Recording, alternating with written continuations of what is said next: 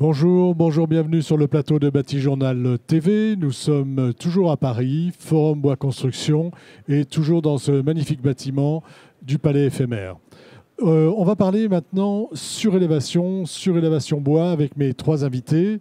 Messieurs, bonjour. Bonjour. Donc vous êtes monsieur Christophe Lemaître. Oui, Vous bonjour. êtes le directeur de WeWood. Et qu'est-ce que c'est WeWood ? C'est la démarche bois de Bouygues Bâtiment France-Europe. Donc l'objectif est de réaliser 30% de projets bois à l'horizon 2030. Donc 2030, 30% des projets Bouygues seront en bois. Exactement. Ou incluront du bois. Un minimum seront en bois. Voilà. D'accord.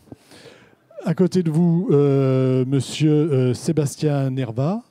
Bonjour. Bonjour. Vous êtes Link City, Maison Bouygues également. Tout à fait. Vous pouvez nous présenter rapidement Link City ? Oui, Link City en deux mots a une double casquette d'aménageur et de développeur immobilier. Donc aménageur avec une quinzaine de projets urbains répartis sur toute la France. Peut-être vous connaissez les fabriques, la maillerie, la chocolaterie. Et puis une activité de développeur immobilier, multiproduits, logement, tertiaire, commerce, résidence spécialisée, pardon. Ce que je n'ai pas dit, c'est que vous êtes le référent bois. Voilà, directeur développement, construction bois chez Link City, parce qu'aujourd'hui, il y a un directeur construction bois chez Link City, Exactement. Ce qui n'était pas le cas il n'y a pas longtemps. C'est récent et avec un objectif cohérent de 50% projet bois horizon 2030. À côté de vous, monsieur Pablo Katz, bonjour. Bonjour. Vous êtes architecte, Pablo Katz Architecture. On va parler aussi surélévation avec vous, mais est-ce que vous pouvez nous présenter votre agence et vos activités ? J'ai une agence d'architecture qui porte mon nom, Pablo Katz Architecture, qui poursuit une activité très diversifiée avec des études urbaines, une part importante sur la question du logement, des immeubles tertiaires, des parts d'activité, des équipements publics. Donc, je tiens à poursuivre une activité les plus diversifiées possible. Et on fait de la construction neuve et de la réhabilitation, restructuration. Et je m'intéresse depuis longtemps à la construction bois, bien évidemment. Alors, on va voir l'intérêt de la construction bois aujourd'hui dans notre petit échange là, avec les surélévations. Mais avant de voir vos projets, j'aimerais que vous nous disiez, on va commencer par vous, pourquoi s'intéresser à la surélévation avec le matériau bois ? Quel est l'intérêt ? Rappelons l'intérêt parce que je pense qu'on commence à le connaître. Mais... Non, la construction bois devient une évidence dans les cadres d'un contexte des changements du climat, des changements climatiques. La question du bilan carbone des opérations que nous construisons, c'est une question que nous ne pouvons plus éluder. La part du bâtiment aux émissions de CO2 représente plus d'un tiers des émissions totales. Et donc c'est une obligation pour les professionnels du bâtiment de s'inscrire dans une transition, dans un changement des paradigmes par rapport à nos modes de construire. Donc avant même de dire le bois est intéressant pour la surélévation, le bois il est d'abord intéressant pour la construction. Les bois, il est dans l'absolu une voie de progrès pour les bâtiments dans le cadre d'un changement climatique acté. Ensuite, pour la surélévation, il prend d'autant plus de pertinence puisque, notamment avec la loi ALUR et la suppression des coefficients d'occupation du sol, les COS, la possibilité de surélever s'est révélée comme une voie importante pour répondre aux besoins de densification. Parallèlement, la nécessité de la prise en compte de la nécessité de préserver les sols, de mettre un terme à l'étalement urbain, amène vers la densification des dents creuses, des parcelles qui ont un potentiel de surdensification. Et donc, ça apparaît extrêmement pertinent de densifier les parcelles qui peuvent l'être. Et là, les bois s'imposent avec une très grande évidence. D'abord pour sa légèreté qui permet d'éviter de trop chercher des structures existantes, mais aussi parce que ce sont des opérations en centre-ville, et donc ce sont des systèmes constructifs plus propres, moins nuisants, qui ont tout un éventail d'avantages sur la construction traditionnelle. Alors, à votre tour, sur ce qu'on vient d'entendre, une réaction, mais même simplement, dites-nous l'intérêt de la surélévation, et évidemment de la surélévation bois, Alors nous, pour l'aménageur. Link City et Bouygues Bâtiment France Europe, on est convaincus que la stratégie nationale bas carbone, la démarche dont on parle de plus en plus de zéro artificialisation nette et de début de crise, voire bien entamée, de la biodiversité, va dans le bon sens. Et donc on identifie au-delà de la construction neuve un enjeu très fort en matière de réhabilitation et donc d'essayer de consommer au maximum le moins d'espace. Donc effectivement, déjà, avant de parler de bois, de commencer à miser de plus en plus sur la réhabilitation et l'intervention en site occupé et sur de l'existant et dans des dents creuses, ça nous semble particulièrement pertinent. C'est une évidence. Voilà, ce qu'on disait tout à l'heure. Et après, le bois, les qualités... Par-dessus ça, voilà, la légèreté du bois, l'évidence du bois, le gain de temps sur le chantier, la réduction des nuisances, un plan d'installation de chantier simplifié, tout ça, ça devient évident pour le marché bois de se positionner sur la surélévation. Là-dessus. Et pour vous, c'est la même maison, mais... Exactement, beaucoup de choses ont été dites, mais techniquement, par rapport à sa légèreté et à ses performances mécaniques, l'enjeu d'une surélévation, c'est de minimiser l'impact structurel, les reprises de charge, aussi bien sur les existants que sur les fondations existantes. Donc voilà, le bois permet cette adaptabilité. Et également sa préfabrication, son industrialisation. Voilà, on est souvent sous des sites exigus, très contraints, et le bois a toute sa pertinence. Toute sa pertinence, évidemment. On va commencer à Paris, 13e arrondissement. Dites-nous de quoi il s'agit. Donc, les projets que j'ai présentés lors d'un atelier tout à l'heure, atelier intitulé « L'intelligence de la surélévation », c'est un programme, un projet qui est un projet lauréat de la consultation, la première session de Réinventer Paris. Et donc, c'est une parcelle dans le 13e arrondissement de Paris, à contiguïté immédiate de la place d'Italie. Il s'agit d'une parcelle qui recevait un bâtiment des années 80 qui était l'ancien conservatoire des musiques du 13e arrondissement qui a déménagé, donc bâtiment qui a été libéré. Et la consultation Réinventer Paris posait très fortement la question de l'innovation. Et il nous a semblé que dans le cadre d'une consultation sur l'innovation, il fallait décliner la question de l'innovation à plusieurs échelles et à plusieurs niveaux. Et donc là, ça a été sur les programmes, sur l'insertion dans les quartiers, sur les montages de l'équipe et les compétences associées à ces projets, mais également sur les questions environnementales et sur les questions constructives, technico-constructives.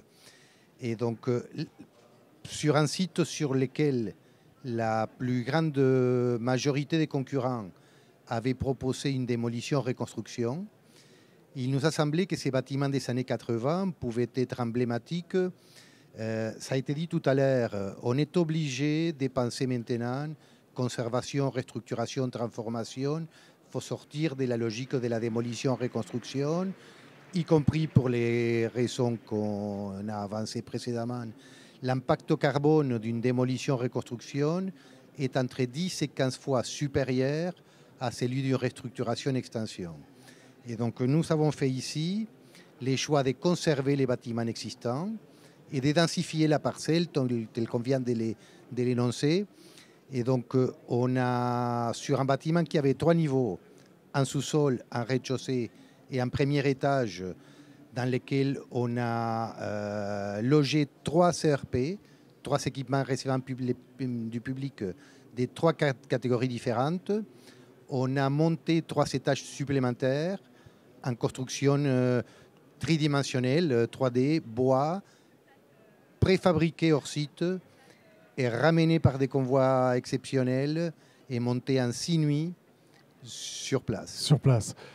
Donc on a un bâtiment des années 80, on a un jardin, On a un une bâtiment terrasse. qui est restructuré, et au-dessus de cette terrasse, une structure qui reçoit ces bâtiments. On a vu un peu C'est l'image que nous c'est voyons. l'image que nous voyons ici. On a 3 CRP, on a un sous-sol avec des espaces culturels, un rez-de-chaussée avec un restaurant, un café associatif, un premier étage où il y a du coworking, une terrasse accessible qui est une terrasse jardin commune à l'ensemble des programmes, et au-dessus, une résidence pour étudiants avec des unités de vie en colocation, avec des cellules autonomes et des locaux communs, cuisine, salle à manger, séjour, qui sont partagés par 10 chambres, 10 logements. Et donc, on a ici du co-living et du coworking. Et donc, cette surélévation a été possible. Elle a permis de monter 3 étages supplémentaires sans aucun impact sur la structure existante, sur les fondations. On a un bâtiment béton, une structure intermédiaire qui est une structure en sommier de répartition métallique qui vient recevoir des modules fabriqués en atelier 3D qui ont été amenés et montés sur place l'ensemble de la résidence en 6 nuits, des nuits puisque c'est des convois exceptionnels. Ouais. Et ils ne peuvent pas circuler la journée dans Paris. Et donc en 6 nuits, on a monté l'ensemble du programme. Les modules sont arrivés finis, carrelés, avec les appareils sanitaires, avec les miroirs. Tout était terminé. Tout Donc, était terminé. tout ce travail s'est fait en atelier dans des conditions de travail extrêmement différentes de celles qu'on rencontre sur un chantier. Donc là, c'est même pas la peine de parler de l'intérêt du bois, on l'a tout de suite compris. C'est un projet. Alors, nous, on s'intéresse à mon agence, à la construction bois, comme je le disais, depuis longtemps. On a fait de la surélévation en mur ossature bois. On a fait des programmes en CLT, donc des murs et des planchers en bois massif. Et puis là, on est allé beaucoup plus loin avec une construction en préfabrication hors site. Et c'est, à mon avis, une piste très intéressante du progrès dans la construction. Merci. On va changer de quartier, place de la Nation. Lequel des deux nous présente le projet? Allez, je démarre. Allez-y. Je passerai le relais à Christophe. Donc oui, l'intelligence de la surélévation qui était notre atelier, nous on considère que c'est avant tout un projet d'équipe. C'est pour ça qu'on est en tandem WeWood Link City. Et donc le contexte de l'opération, c'est celui-ci, la dernière dent creuse de la place de la Nation à Paris. Cette dent creuse-là, on la voit au-dessus d'un supermarché casino en activité qu'on est venu donc sur laquelle on est dû faire une surélévation de 5 niveaux. Supermarché qui est resté en activité, pendant le chantier. Donc surélévation de 5 niveaux. Surélévation de 5 niveaux pour un programme de 39 chambres, 192 lits. Et ici, on voit la partie bleue, donc le site existant, la partie rouge, la surélévation, une toiture terrasse bois végétalisée et tout un challenge de justification technique d'avis de chantier sur cette opération. Allez-y. Voilà. Alors, à l'inverse du projet de M. Casse, nous, on a fait la construction 2D, donc avec une mixité des matériaux relativement importante. On a simplement réalisé 3 poteaux à l'intérieur du commerce existant pour reprendre l'ensemble de la structure, notamment par la création de cages d'escalier, étant donné qu'on faisait une surélévation d'un établissement, d'un ERP. On a fait un plancher de reprise au niveau du plancher haut et après on est sur une structure plancher en CLT avec des poutres en lamellé collées, avec quelques profilés métalliques pour recouper certaines portées et des façades en CLT. Donc voilà, donc une mixité des matériaux relativement importante et une légèreté. Et l'opération a été hors d'eau, hors d'air, gros œuvre réalisée en moins de 3 mois. Donc, voilà. Parce que même chose, hein, on préfabrique d'abord, on est d'abord en atelier pour ensuite ramener les éléments qui sont montés les uns après les autres. Exactement. Et rapidement. Exactement. L'ensemble des éléments ont été préfabriqués d'usine, calpinés, adaptés. Vous pouvez imaginer facilement les contraintes logistiques place de la Nation, donc avec des exigences relativement fortes et une diminution et une gestion des nuisances réduite de manière très très forte, aussi bien pour les riverains que pour le commerce. Sur l'aspect enveloppe, c'est devenu, enfin, je ne sais pas si c'est devenu rare, mais j'en vois moins, on va dire, de bâtiments avec une enveloppe CLT. On voit plus le CLT aujourd'hui en plancher et on le voit moins, on va dire, en façade. Qu'est-ce qui fait ce choix ? Alors là, étant donné qu'on est sur une réservation de 5 niveaux, c'est la reprise de charge. Donc voilà, le CLT du coup est porteur en façade.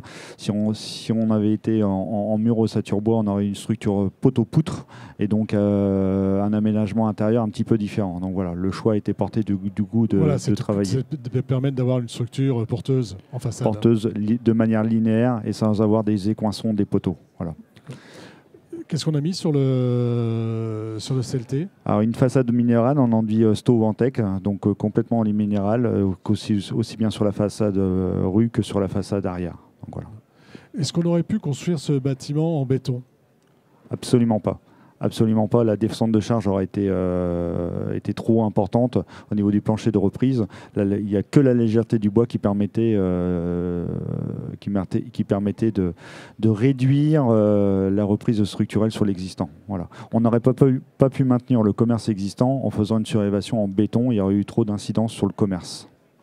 Là, on a vu qu'on était sur un projet modulaire, donc très fini, on va dire. Vous, on reste quand même dans des phases chantier. Par exemple, le CLT, là, j'ai pas vu s'il avait été amené avec sa façade ou si la façade est venue après. Non, alors la façade a été rapportée après. Les menuiseries extérieures ont été passées sur le site, donc à l'avancement. Donc voilà, on l'a réalisé de manière très courte.